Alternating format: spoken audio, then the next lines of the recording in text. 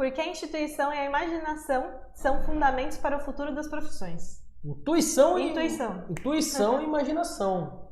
Duas coisas importantes. Então, como que é isso aí?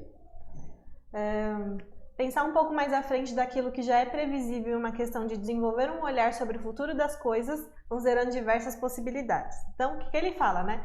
Pensar como futurista. Opa! Isso é uma coisa que a gente gosta, né? E a gente estimula as pessoas. Futurize. Isso aí. Olha o spoiler, né? Ajuda a antecipar situações que podem afetar diretamente a sua vida profissional e o seu negócio, levando à tomada de decisões mais acertadas. Por isso, hoje, para o mercado de trabalho, essa é uma habilidade que pode ser decisiva para carreiras em qualquer setor de atuação. Isso aí, mas vamos entender aí o que um futurista faz. Primeiramente, vamos entender que por que a gente falou de intuição e imaginação e agora a gente está falando de futurismo. Para não embolar a sua cabeça. Aqui a gente está aqui para esclarecer, para ajudar, não para embolar o meio de campo. Então, porque a gente está falando que a intuição e a imaginação são coisas que são importantes para o futuro, no futuro breve. Não é o futuro daqui 15 anos, 20 anos, é o futuro semana que vem, mês que vem, ano que vem, entendeu? Então vamos lá, vamos entender tipo, o que o futurista faz para entender qual a relação dele com isso aqui. Então a citação aqui da definição até da Rosa Alegria, que é uma futurista conhecida aí, eu fiz o curso dela, professora, beijo Rosa, nos vemos em breve, faço parte do grupinho da comunidade do WhatsApp dela também, né? Toda a turma, né, a gente tem a WhatsAppzinho da turma, então não é só inovadores lá, eu fico mandando coisa lá no futurista lá também. E aqui a matéria da Rosa, ela falou o seguinte, que é um profissional que auxilia as pessoas e organizações a se prepararem para as mudanças repentinas e gerenciam incerteza. Incerteza te lembra alguma coisa? Me lembra uma coisa, me lembra startup, me lembra de inovação. Então, se você vai trabalhar com inovação, vai ter incerteza e o futurismo é uma ferramenta para você, né, conseguir aí gerenciar a incerteza. Então, fala assim, ó, ela facilita a expansão do pensamento criativo na busca de alternativas inovadoras. Então, como assim? Você pensa em criar uma solução, uma startup, um negócio novo hoje, você tem que fazer um negócio que faça sentido para os próximos anos, certo? Você não vai criar uma alternativa inovadora ou abraçar uma incerteza para um negócio que vai deixar de existir daqui a pouco. Tem que ser uma coisa para frente, né? Então faz sentido, porque quanto mais para o futuro faz sentido e quanto mais inovação tem mais incerteza. Então você se prepara antecipadamente, né? Pô, se acontecer isso aqui, o que eu vou fazer?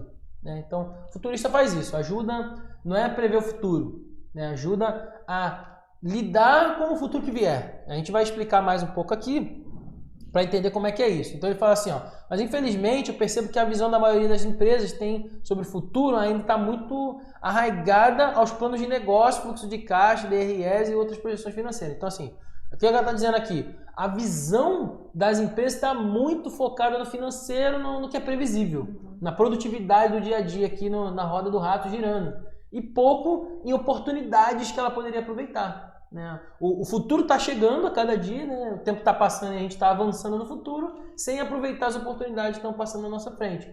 E aí as empresas ficam vendo as startups aí, ó, os unicórnios explodindo, quando são tudo demandas e oportunidades que eles poderiam ter aproveitado, eles tinham dinheiro, tempo, talento, tudo isso e não aproveitaram, né? Não enxergaram essas demandas. Então ela fala assim, ó, precisamos expandir o vocabulário comum de eficiência, produtividade e lucratividade, né? Como eu estava falando antes aqui, com novas definições do que significa fazer negócios juntos, adotar uma perspectiva radicalmente humanista nos ambientes de trabalho e criar projetos e inovações significativas para as pessoas. Então, por que perspectiva radicalmente humanista e inovação significativa para as pessoas? Porque, cara, inovação é pessoas. Né? Por isso que a gente estava falando antes aqui, tem tecnologia na inovação? Tem, mas a inovação não é feita de tecnologia. A tecnologia é um meio para se inovar. Ela não é a inovação em si. Por isso que a gente falou do lema lá, ele também está atrasado em tecnologia, mas o problema real é não entender a demanda do cliente, é muito mais importante isso. Né? Então, aqui é um bom exemplo do que a Kraft Heinz podia fazer, da matéria que a gente fez antes. Se você está assistindo agora no replay, vai lá e procura outro vídeo falando da outra notícia que a gente falou hoje sobre a Kraft Heinz, que a gente já falou numa outra live, que eles estavam precisando de inovação e agora qual é o plano que eles vão seguir. E aqui está uma diquinha de usar o futurismo, seria uma boa para eles. Sim. Então, seguindo, a Singularity University, cuja missão é resolver os grandes desafios da humanidade, tem promovido o conceito de organizações exponenciais. Organizações que crescem exponencialmente porque são alimentados pela tecnologia exponencial. Então, vamos lá entender, né?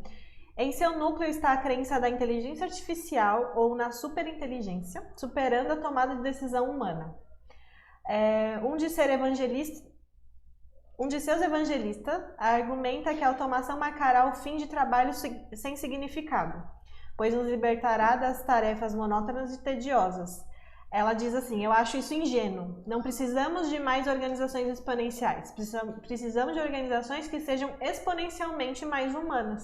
Isso aí. Então vai de encontro aí o que a gente falou agora há pouco, de que a inovação ela se dá na empresa por meio das pessoas, não da tecnologia exatamente. A tecnologia, você aplica a inovação pelas pessoas, as pessoas aplicam tecnologia e chegam num resultado de inovação, que também não é um fim. A inovação é também para algum outro resultado que a empresa queira. Exato, vira um paradigma, né? Ele fala assim que eles ficam investindo em inteligência para superar a decisão humana quando deveria ser o contrário, né? Porque para que eu vou criar alguma coisa? É para um outro ser humano consumir, não é? Então, por que eu vou criar alguma coisa que está acima dele? Que acaba virando um paradigma aí, né? Sim, isso aí.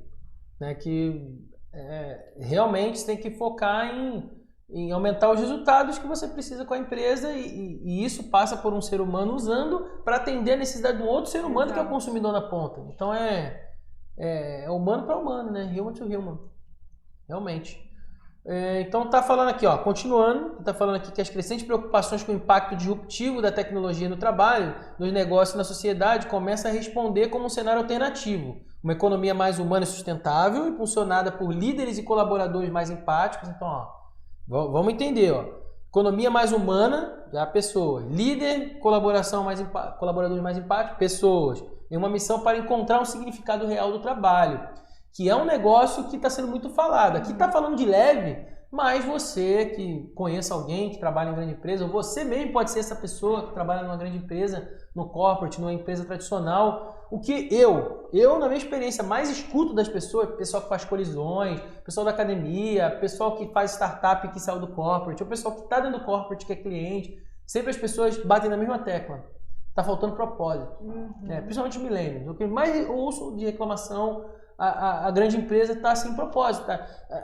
A pessoa está ali trabalhando sem saber o que ela está fazendo lá. O que isso conecta ela com a vida dela, com os anseios dela, com o que ela sonha, com o que ela quer fazer da vida. Então, como que a gente conserta isso? A inovação já sopra um ar novo ali, limpo, nessa história toda. Começa a criar propósito para que as pessoas possam se adaptar ali e ter certa empatia também com os objetivos da organização, que primordialmente deveriam ser objetivos e sonhos de seus fundadores, que são pessoas.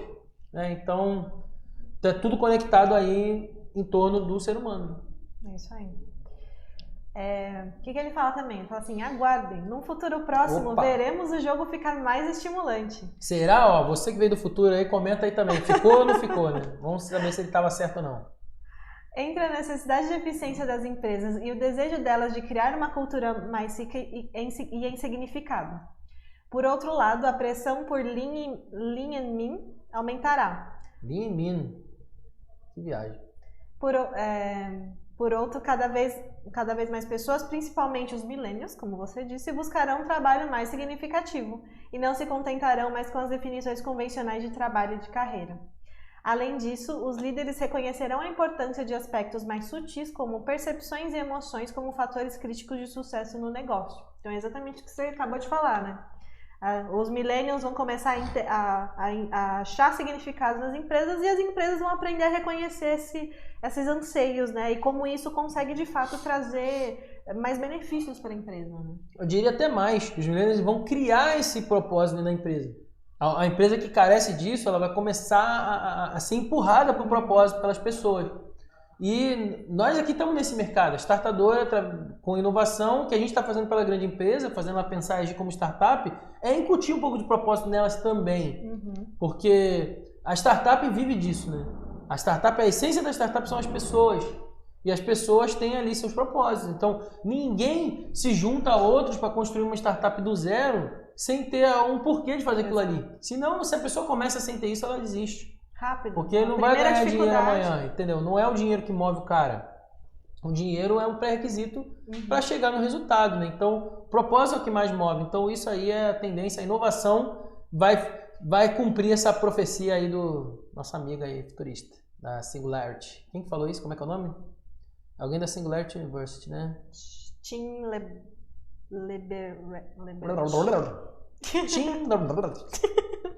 Ele que falou isso aí. Não tinha aí. Então, ó, tem chat aqui. João falou o seguinte: o pessoal confunde muito, abre aspas, mais humano, fecha aspas, com abre aspas, mais bonzinho, fecha aspas, quando deveria ser, abre aspas, mais amigável a seres que são humanos, fecha aspas. Gostou das aspas? É isso aí. Tô aqui dando as aspas pertinho aqui para entender. O pessoal confunde o mais humano com mais bonzinho, quando deveria ser mais amigável a seres que são humanos. Né? Então, é isso aí. Isso é negócio. Ecossistema de negócios é isso. É de pessoa para pessoa. É para atender demanda não satisfeita. Inovação é isso. Então, realmente, mais humano é ser mais voltado para as pessoas. Não tem nada a ver com ser bonzinho. Até porque, né? O ser humano faz mais maldade que a tecnologia. A tecnologia é mais boazinha do que os seres humanos no fim das contas. Mas é uma demanda que ela não tem. Quem tem são as pessoas, né? Então, são as pessoas que vão pagar pelo que você faz. Então, o pensamento é utilitário mesmo. E faz sentido que agrade o que as pessoas precisam. Né? Então vamos lá. Vamos entrar agora. Entendemos o futurismo, entendemos o futurista. Agora vamos entender a intuição e a imaginação, que é a base do que a gente puxou para falar hoje aqui. Então, como a gente falou de futuro, ele orbita no amplo conjunto de possibilidades, né? Que é nada mais do que desdobrar de forma muito rápida, né? Então, como assim?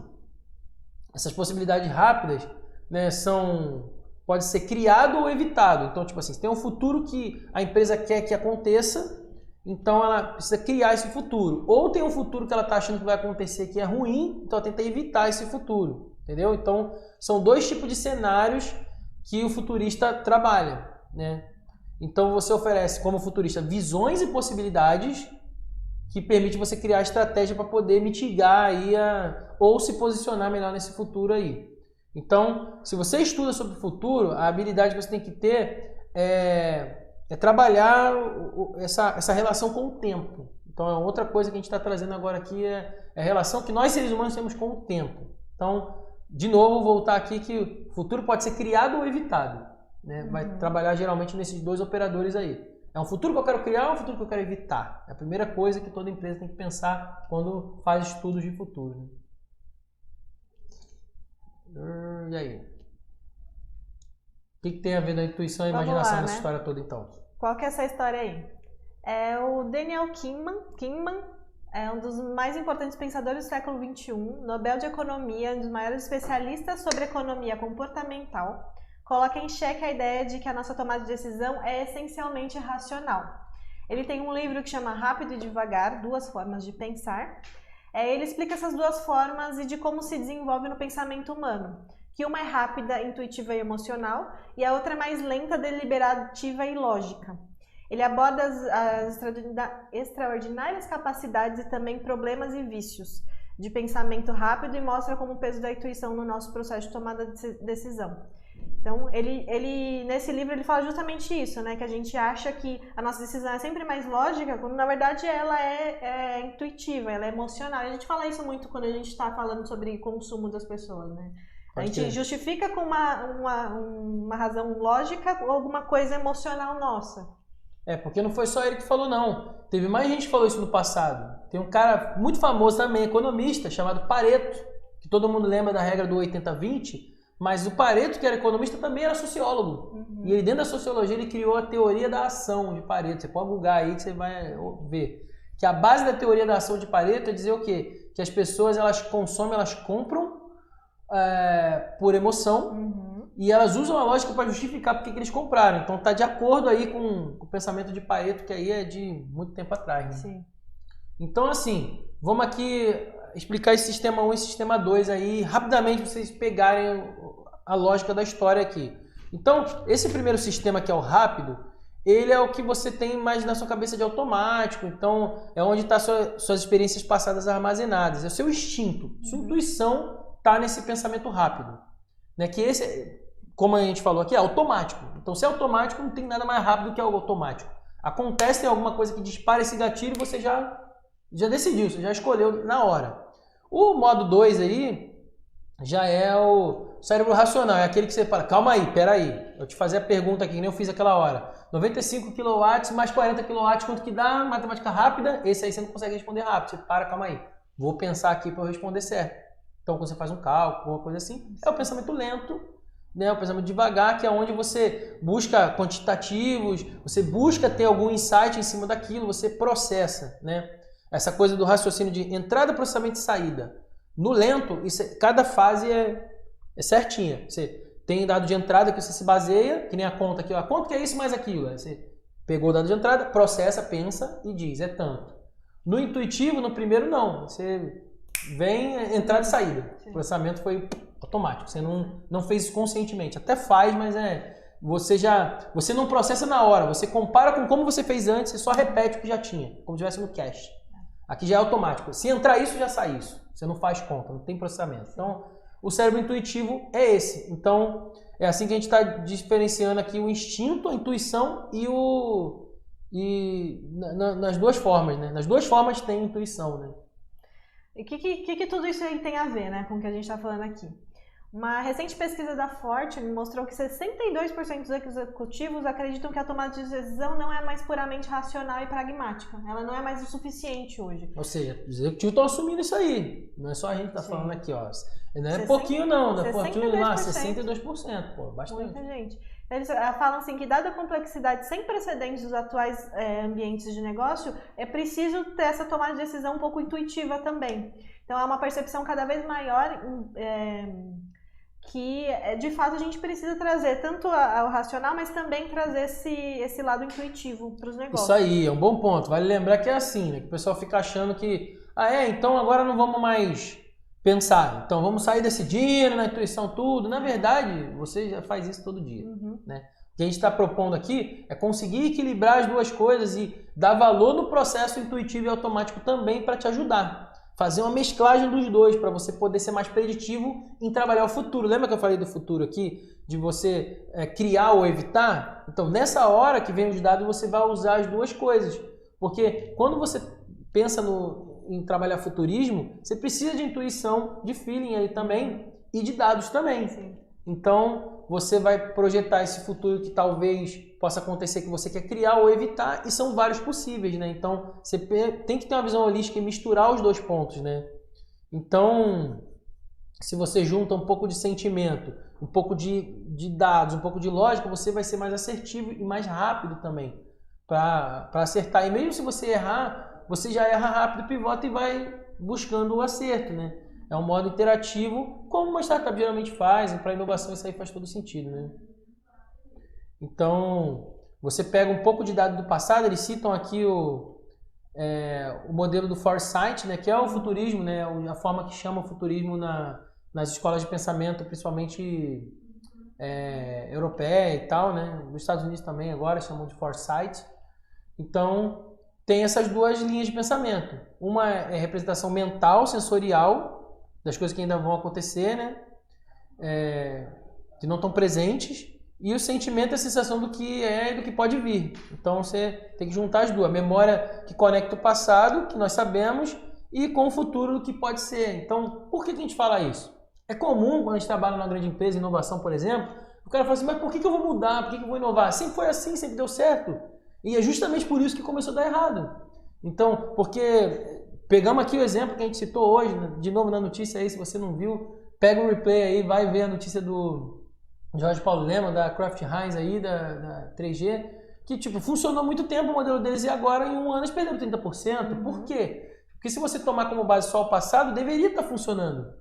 Mas é porque as coisas foram mudando e eles não acompanharam. E isso poderia ter sido percebido há tempos atrás, que essa mudança ia acontecer. Os sinais dessa mudança foram mostrados, mas foram ignorados porque eles confiaram demais na marca. Confiaram demais no modelo que eles tinham antes e que funcionava. Então, quando você olha só os dados e olha só para o passado, sua chance de errar é muito grande, sem projetar o futuro, né? Ele fala assim, também de uma perspectiva mais prática, a arte de liderar pode ser considerada como uma capacidade de meta-análise do passado, presente e futuro. Então, por exemplo, se não entendemos nosso passado, podemos não saber o que fazer com diversas probabilidades e possibilidades apresentadas. Então, é justamente isso que você falou, fazer esse mix do que já foi para conseguir projetar o futuro, né? É isso aí. Ele fala mais aqui também. Se ficar preso demais no passado, não vai conseguir ver as oportunidades chegando. Nem as oportunidades e nem os problemas. Lembra de novo. Futuro que você cria e futuro que você evita. Nenhum dos dois você vai enxergar. Né? A oportunidade, que eu falei, de você fazer uma startup, se posicionar no futuro e ser líder de mercado, você perde. E também a oportunidade de evitar o crash e ser disruptado por alguém e quebrar do nada, também você perde. Né? Então, realmente é prejuízo demais. Exatamente. Ele também fala assim que a principal característica de um grande líder é um grande coração. E a capacidade de ouvir, de ser empático, de agir ao mesmo tempo contrariando os dados e contra a ilusão do conhecimento objetivo, confiando em insights subjetivos, como a imaginação, a intuição e a empatia. Então, fechando aqui o ciclo de porque que a gente falou lá em cima, né? De intuição, de imaginação. Tem um chat aí. A Mariane Machado comentou o seguinte: isso precisa ser treinado, o modo do pensamento. O cérebro é um músculo e precisa de exercício. Análise de passado, presente e futuro. Verdade. Por isso que tem metodologia. O Foresight tem um monte de ferramenta, inclusive para fazer cenário, né? Até desde o início, lá quando eu falei da frase da Rosa lá, ela falou sobre isso. E, na verdade, cenários é só uma das metodologias que você pode fazer estudo de futuro e criar probabilidades futuras ali, né? Então, é verdade, a gente tem que treinar o cérebro para poder fazer isso conscientemente, né? Conseguir aproveitar essas duas coisas. E também por isso que tem metodologia. Para inovação a gente também acaba trabalhando com tudo isso, até usando o estudo de futuro como ferramenta também. E é exatamente para a gente acostumar não só o cérebro, né? Mas a forma de usar o cérebro, né? O próprio mindset, para a gente ter isso mais consciente, mais certo, mais direcionado, para ter mais aproveitamento. Então, falando um pouquinho do Foresight mais aqui, né? Da diferença dele para o pensamento estratégico. Porque o Foresight, ele pega essa base, né, mais imaginativa, inovadora e considera vários futuros. O planejamento estratégico, né, tradicional, o pensamento estratégico, considera de forma linear que estou planejando isso para alcançar esse objetivo aqui e vai dar tudo certo. Se você já fez isso alguma vez na vida ou já viu, eu nunca vi um planejamento estratégico que diz que vai dar tudo errado. Né?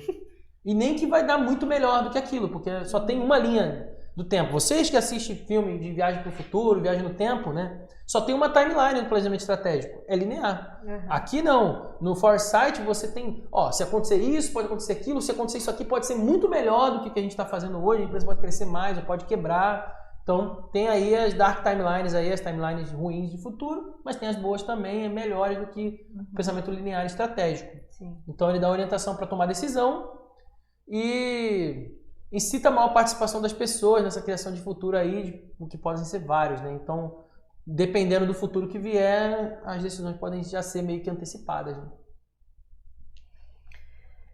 E usando aí o exercício do Foresight, né, que foi criada aí uma fórmula, né, que chama Preparada para o Futuro, que aí ele diz aqui que combinaram vários dados de 2018, desempenho até 2015, né, descobriram que as empresas preparadas para o futuro superaram a média com uma lucratividade de 33% maior e um crescimento de 200%.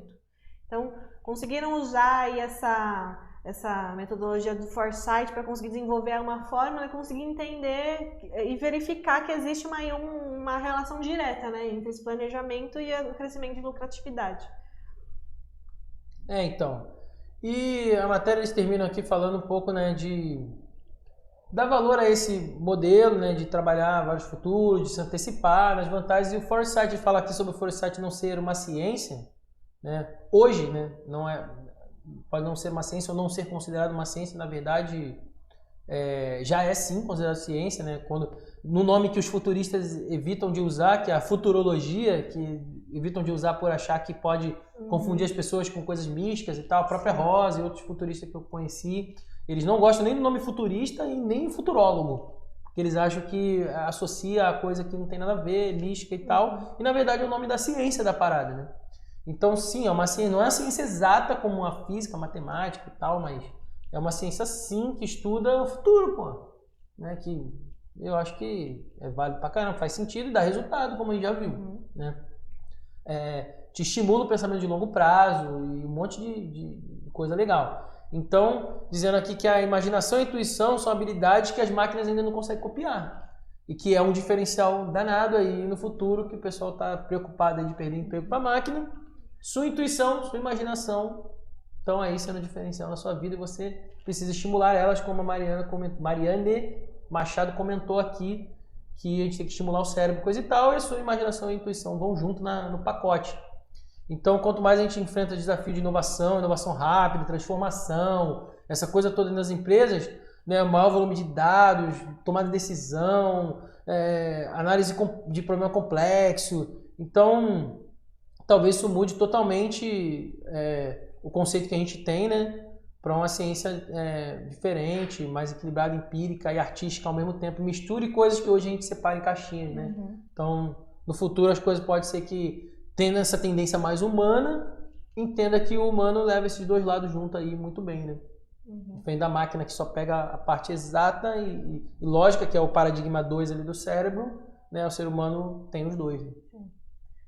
Agora eu te pergunto, você que é um entusiasta do futurismo, o que você achou aí? Você acha que eles estão certos? É de fato que você também entende? Sim, eu acho que eles estão certos, principalmente na previsão lá. Principalmente porque nós vamos ajudar essa profecia dele a se concretizar. Então, é um futuro que ele quer criar, né? Então, por isso que ele está falando isso, né? Exatamente, essa é a mágica do pessoal que trabalha com futurismo, né?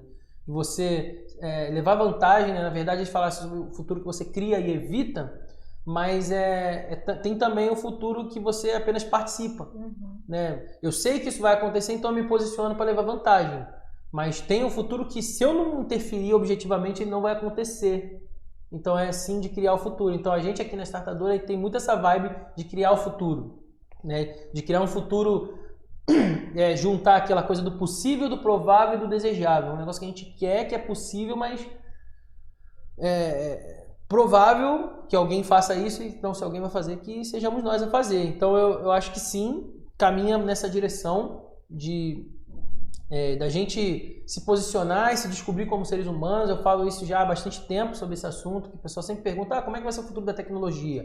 Agora já está se falando que inteligência artificial rouba emprego, mas há uns 10 anos atrás não se falava muito disso. Mas se falava que a tecnologia está avançando muito, a internet, e se isso estava tornando a gente menos humano, que as pessoas ficam viciadas de ficar usando celular, e as crianças, então se falava muito disso há uns anos atrás, e eu falava que eu tenho uma visão mais otimista da tecnologia em si, que eu acho que a tendência é que a tecnologia ela siga o caminho mais da natureza humana mesmo, né? E que existe um motivo pelo qual a gente é tão obcecado pela tela de celular, porque de alguma forma a gente está gostando, está sendo bom, então a gente tem que só entender aí onde que são essas coisas, ao invés de a gente ficar tentando negar nossa natureza, falando, não vou usar, vou fazer detox digital, por favor. Se você faz isso, vai fazer, mas eu não acho que você deve ficar falando para as pessoas fazerem isso, não é isso que muda. Se você não quer, não faz. Por exemplo, eu não tenho Facebook, todo mundo sabe, quem me conhece sabe que eu não tenho Facebook. Nunca tive, nunca fiz um Facebook outro dia aí para participar de um negócio aí na MBA aí que eu tinha que cadastrar lá para falar com o bot,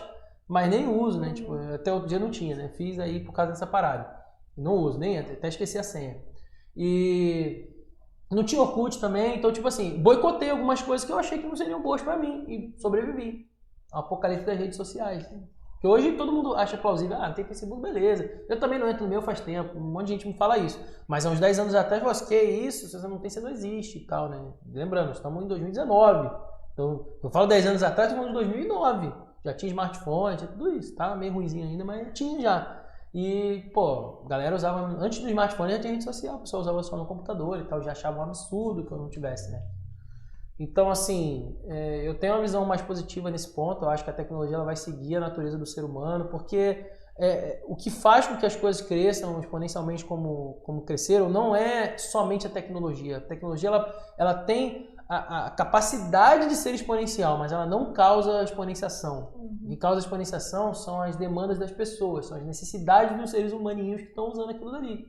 Né? Então a internet cresceu rápido, né? Eu estava olhando esses dias uma curva de adoção, né, de 50 milhões de usuários, de como chegaram nesses valores, né? Televisão, rádio, e o top da parada é o Pokémon GO, que demorou 15 dias lá para chegar num bagulho que demorou décadas em outros meios de comunicação. Então, o que fez o Pokémon GO ser aquela explosão naquela época lá? Tem já uns 2, 3 anos que foi, né? O que fez isso? Foi as pessoas querendo, foi a demanda das pessoas. Então, a economia segue a demanda das pessoas e isso puxa a inovação, empreendedorismo No fim das contas, o futuro se constrói através das demandas das pessoas. Foi aquilo que nos trouxe até aqui, até o que a gente tem hoje de civilização, de mundo, foi o que as pessoas queriam, né? Sempre existem forças tentando controlar a gente para um lado, para o outro, mas sempre a vontade humana é mais forte. Então, eu acho que nessa guerra aí o ser humano ganha, porque no nível 1 ali do pensamento rápido, o intuitivo nosso é sempre buscar nossa liberdade, buscar nossa melhoria de vida, buscar nossos sonhos. Então, esse é um instinto nosso.